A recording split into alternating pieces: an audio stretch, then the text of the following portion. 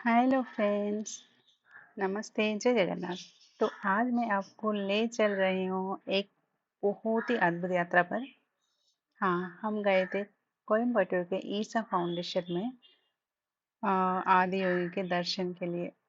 ये एक ऐसी जगह है जहाँ पहुँचते ही दिल को एक अलग ही शांति मिलती है। और इस बार यात्रा का मजा डबल हो गया क्योंकि हम पहली बार शताब्दी एक्सप्रेस में ट्रैवल किए। तो चलिए शुरू करते हैं हमारी पूरी कहानी। चेन्नई से कोयम्बटूर तक का सफर और ईसा फाउंडेशन के अंदर के अनुभव। तो हमने चेन्नई से कोयम्बटूर तक का सफर शताब्दी एक्सप्रेस पे किए। डिस्टेंस लगभग 495 किलोमीटर है। टाइम अप्रोक्सीमेट 6 hours 40 minutes ऐसा लगते हैं। और ये हमारी पहली शताब्दी राइड थी। और सच कहूँ तो मज़ा आ गया भाई। ट्रेन का इंटीरियर क्लीन था, सीट्स कंफर्टेबल थी और सबसे खास बात सर्विस जो था ना टॉप क्लास की थी। जैसे ही ट्रेन चली हमें वेलकम ड्रिंक मिल गया, फिर ब्रेकफास्ट, स्नैक्स, लंच और सब कुछ एक के बाद एक। तो ब्रेकफास्ट में भी आपको नॉनवेज का ऑप्शन है। आपको अगर नॉनवेज आप प्रेफर करते हो तो आपको नॉनवेज मिल जाएगा, अगर वेज है तो वेज मिल जाएगा। वेज और नॉनवेज दोनों ऑप्शन थे और हर चीज़ फ्रेश और टेस्टी थी। टी, कॉफ़ी, जूस जो चाहिए ले लो बस। सारे स्टाफ जो है ना, स्टाफ बहुत ही पोलाइट थे और थोड़ी देर में चेक करते हैं कि सब ठीक है या नहीं। विंडो से देखते हुए तमिलनाडु के ग्रेन फील्ड्स, हिल्स और छोटे छोटे स्टेशन एक अलग ही सुकून का फील दे रहे थे। तो ट्रेन पे बैठे हम लोग टाइम पास के लिए आप अपना कुछ भी मनपसंद का चीज़ कर सकते हो। जैसे हम लोगों ने मेहंदी अप्लाई की टाइम पास के लिए। ऐसे क्योंकि इतना लंबा सफ़र है कि उसके लिए तो कुछ तो चाहिए आपको करने के लिए, तो आप अपने पसंद से भी काम कर सकते हो। ट्रेन का सफ़र जैसे थोड़ा लंबा था। 6 hours 6 7 hours का लगभग था। हमने सुबह यहाँ से सुबह 7 बजे की ट्रेन ऑन बोर्ड किए थे, तो शाम को जाके पहुँचे और ट्रेन थोड़ा लेट चल रहा था, तो इसलिए और थोड़ा लेट हो गया था। हम लोगों को पहुँचते पहुँचते 6 बज गए थे पूरा कोयम्बटूर पे पहुँचने के लिए। तो इसलिए थोड़ा सा टाइम, जैसे हमारे पास टाइम नहीं था, एक दिन का एक टाइम था। जैसे हम लोगों ने 2 दिन का प्लान किया था नाइट स्टे करके, फिर अगले दिन ही हम लोगों को सेम शताब्दी एक्सप्रेस में रिटर्न करना था। तो इसीलिए टाइम थोड़ा सा कम था। और क्लाइमेट, वहाँ का क्लाइमेट हमें पता नहीं था, इसीलिए क्लाइमेट के कारण थोड़ा फंस गए थे हम लोग। अच्छे से एंजॉय नहीं कर पाए, पूरा एक्सप्लोर नहीं कर पाए। तो जैसे लाइट शो था, लाइट शो मिस हो गया, नहीं देख पाए। क्लाइमेट के कारण वहाँ पे लाइट शो उस दिन पोस्टपोन कर दिया गया। तो ये अपना बैड लक। पर आते टाइम थोड़ा सा क्लाइमेट सही हुआ था, जिसके कारण हम लोग अच्छे से दर्शन करे, थोड़ा सा फोटो शूट करके आए। अदरवाइज वो भी अधूरा रह जाता, पूरा जाना ही बेकार हो जाता। और बारिश के कारण हम लोग अंदर वाला कैंपस भी अच्छे से एक्सप्लोर नहीं कर पाए। थोड़ा सा जो भी किए वो भी मतलब अपना इतना मन नहीं भरा था। तो कोयम्बटूर स्टेशन पर उतरते ही एक ठंडी हवा का झोंका लगा। हमने पहले से ही ईसा फाउंडेशन के थ्रू कैब बुक कर रखे थे, जो स्टेशन से डायरेक्ट आश्रम ले जाती है। कैब ड्राइवर पंक्चुअल था, गाड़ी नीट एंड क्लीन थी और रोड ट्रिप में लगभग 1 घंटा लगा। और ये रास्ते में हंसी छोटे वादियाँ, छोटे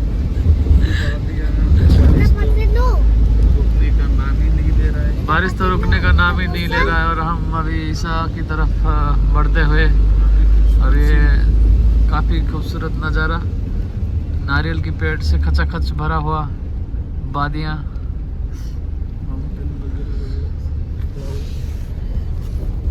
अच्छा खासा बारिश हो रहा है।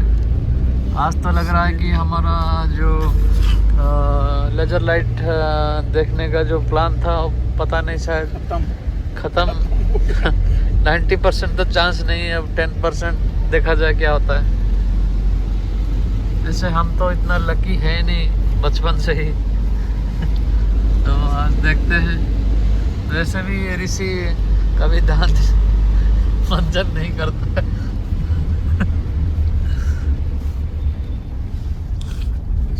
देखिए मौत हुई नहीं मौसम अच्छा है,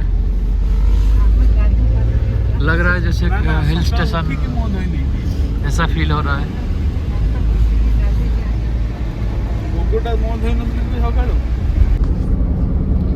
गाड़ी ଭିतर कौन देखा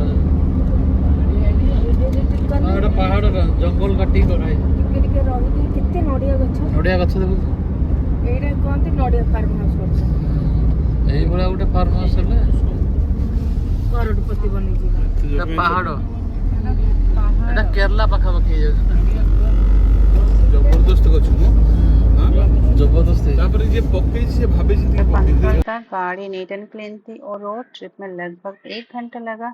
रास्ते में छोटे छोटे गांव, कोकोनट ट्रीज और हिल्स का सीन देखकर लग रहा था कि एक अलग ही दुनिया में जा रहे हैं। ऐसे नज़ारा तो देखने को बहुत ही कम मिलता है, तो इसीलिए हम लोग भी पूरा सीन एंजॉय करके जा रहे थे। और ग्रुप में जाने का मज़ा और ही अलग है, तो उसके लिए तो फन और भी ज़्यादा ही बढ़ जाती है। आश्रम में पहुंचते ही सबसे पहले रिसेप्शन में रिपोर्ट करना होता है। वहां स्टाफ आपके आईडी प्रूफ वेरीफाई करते हैं, बुकिंग डिटेल्स चेक करते हैं और फिर आपके हाथ में एक टैग पहना देते हैं। ये आपके स्टे का प्रूफ होता है। तो जैसे वहाँ पे अलग अलग रूम्स अवेलेबल है, कॉटेज रूम, तो उसके हिसाब से आपको अलग अलग बेड मिलता है। और हमने आश्रम के अंदर ही कॉटेज स्टे बुक किए थे। नीट सिंपल लेकिन पूरा स्पिरिचुअल वाइब देता है। तो जैसे अगर रूम्स थोड़ा दूर है तो बुलक कार्ट है उसके अंदर आलम पे हम लोग स्टे किए थे। ये था अपना टैग हैंड बैंड।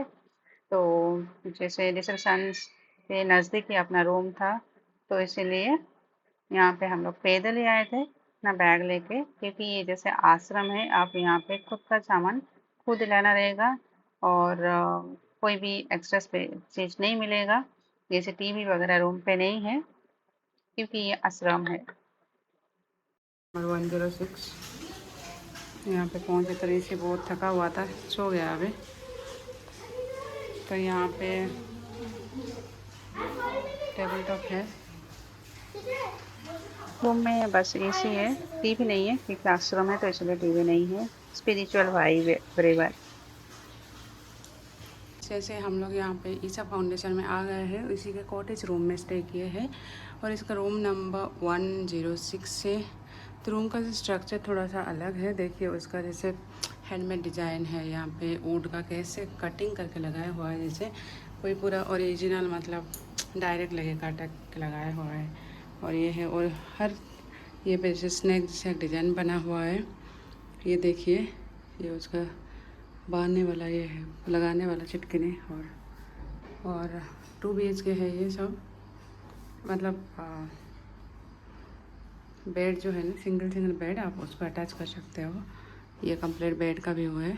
और यहाँ पे एक टीपॉय रखा हुआ है और एक लैंप टेबल, छोटा सा टेबल रखा हुआ है। एसी है, ये एसी रूम हम लोगों ने बुक किया था, एसी रूम है। ऊपर एक फ़ैन है और यहाँ पे कुछ पेंटिंग लगाया हुआ है। और ये भी हैंगर भी स्नैक जैसा ही है, स्नैक जैसा हैंगर है। और एक अलमीरा दिया हुआ है, डस्टबिन। और यहाँ पे भी बाथरूम का, यहाँ पे भी एक स्नैक जैसा डिज़ाइन बना हुआ है, तो अलग सा एक डिज़ाइन है यहाँ पे।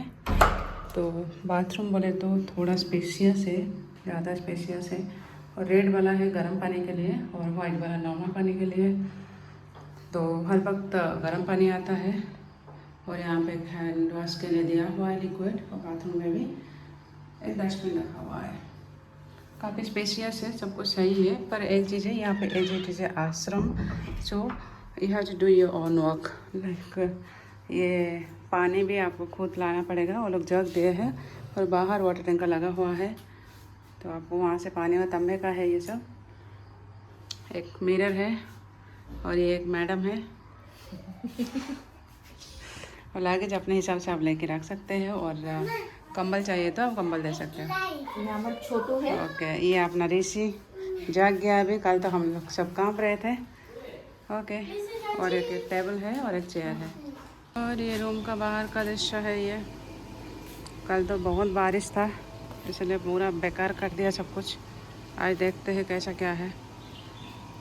ये कॉटेज वाला रूम ऊपर का रूम है और हम लोग नीचे जा रहे हैं अभी।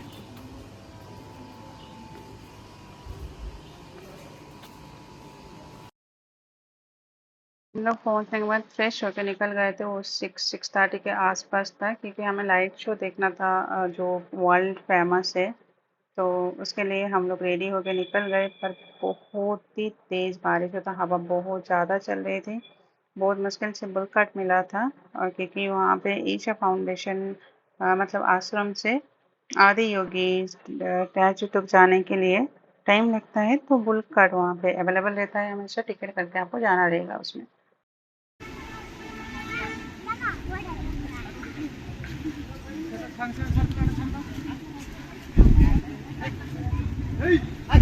स्टॉप कर दो जी। वैसे ही ये हम लोग बैठे हैं छतरी के साथ, क्योंकि बारिश हो रहा है। और ये हम जा रहे हैं बुलेट घाट में। आंबा खाइब छबी आंबा खाइब ना ना ଏବେ ଖାଇବାନି, ଏବେ ଖାଇ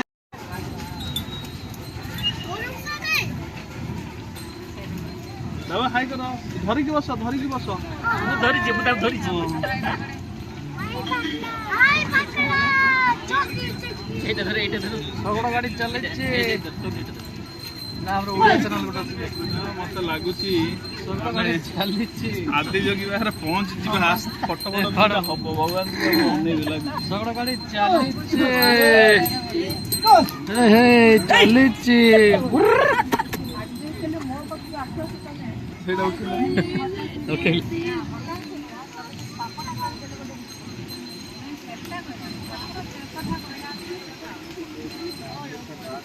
ବର୍ଷା ତ ଆଗରୁ କାଲିଠୁ ମାନେ ଏତେ ଲୋକ ଯେ 3 ଦିନ ହେଇଗଲାଣି। ଏଇଟା ୱାଟର ପ୍ରୁଫ୍ ତ? ହଁ ମାରିଦେଲ ମାନ ମୋର ଇଏଟା ବି ଅଛି ଯେ ନମ ଶିବାୟ ସବୁ ଆଶ୍ରମ ଦୌଡୁଛି ଏ ବୁଲ। ଏଇ ଗାଡ଼ିଟା ଠିକ ଚାଲିଛି ଆମର କଟା କଟା ବରଫ ଯାଉଛି ଏଇ ଆମ ବଳ ଏଟା କୋ ଭଲ ସ୍ପିଡ୍ ରେ ଚାଲିଛି। ବର୍ଷା ନହେଲେ ଟେନସନ ହେଇଗଲାଣି।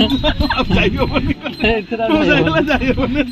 ଘଣ୍ଟେ ଘଣ୍ଟେ ଚାଲୁଛି ସିଏ ବି ସେ ହୁକ୍ କିନି କହିବ ରହିଯିବ, ଫେର ହୁକ୍ କିନି କହିବ ଫେର ଚାଲିବ।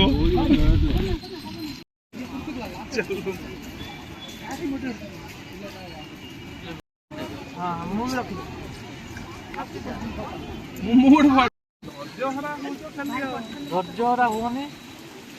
अभी ये बुलक काट की सफारी देखिए, मजा लीजिए। ये देखिए आगे नंदी महाराज, नंदी महाराज हमें लेके जा रहे हैं।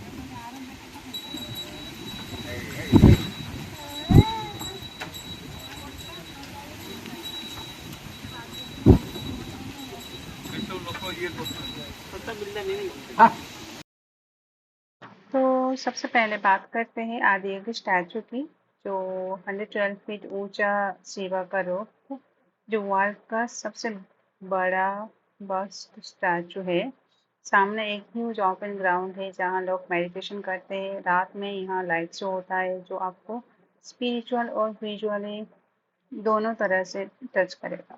ध्यानलिंगा, ये एक मेडिटेशन डम है जहाँ आप बिना किसी मंत्र, बिना किसी प्रेयर के सिर्फ साइलेंस में बैठते हैं।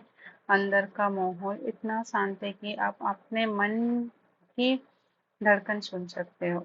तीर्थ कुंड, यहाँ एक कुंड है जिसमें पानी में डिप लेने से बॉडी एनर्जेटिक होता है। मेन और वोमेन के अलग कुंड होते हैं। एंट्री के लिए ड्रेस कोड फॉलो करना पड़ता है। स्पंद हॉल, ये एक ह्यूज मेडिटेशन हॉल है जहाँ कभी कभी स्पेशल योगा सेशन होता है। हॉल के अंदर की आर्किटेक्चर एनर्जी को एम्पलीफाई करता है। नागा श्राइन, यहाँ एक छोटा सा पावरफुल स्पॉट है जो कुंडलिनी एनर्जी को अनकिल करता है।